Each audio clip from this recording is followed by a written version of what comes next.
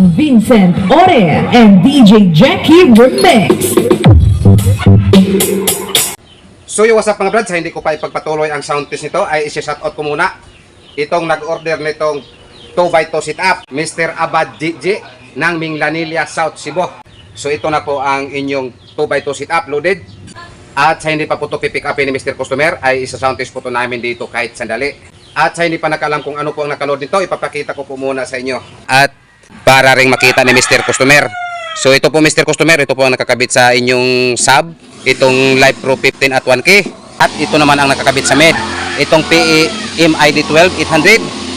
At ito naman ang Sahay BCE 600.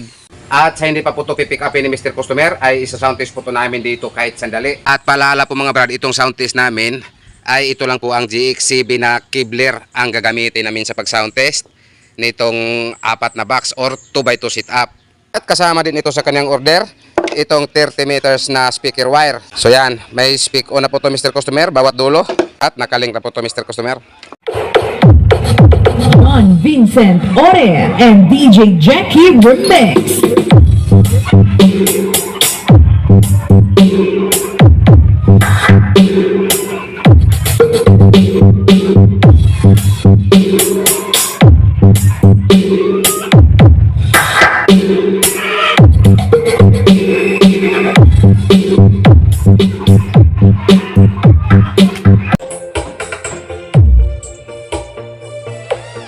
So yung what's up mga brad, kung may sinasound test man po kami kanina, itong in-order sa aming customer na taga Minglanilla, South Cebu.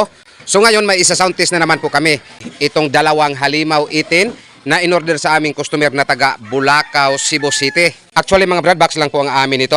Iya po to ni Mr. Customer, ang speaker nito. So yan, at sa hindi pa nakalam kung ano po ang nakaload nito. So yan, ito po ay TD18, powered by Tuzundra 3200 watts. So yan, plastado na. At sa hindi pa po ito pipick up ni Mr. Customer ay isa-sound test po ito namin dito kahit sandali. At itong sound test namin mga brad, pahinaan lang po ito namin. Dahil ito lang po ang GX7 namin na Kibler ang gagamitin namin sa pag-sound test nito. So ngayon, tatanungin po natin si Mr. Customer kung saan po ito dalhin niya. Asan po ito dalhin, sir? Diyan sa Bulacau, Cebu City. Bulacau, Cebu City.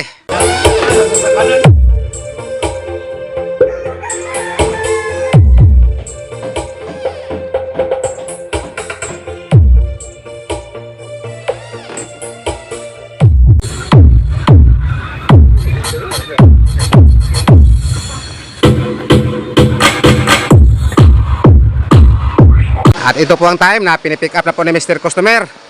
At ito, maraming salamat Mr. Customer sa pasobra mong bayad. Salamat. At ito, meron pa siyang pasobrang bayad. Maraming salamat sir. Laking tulong na po ito para sa amin. Salamat.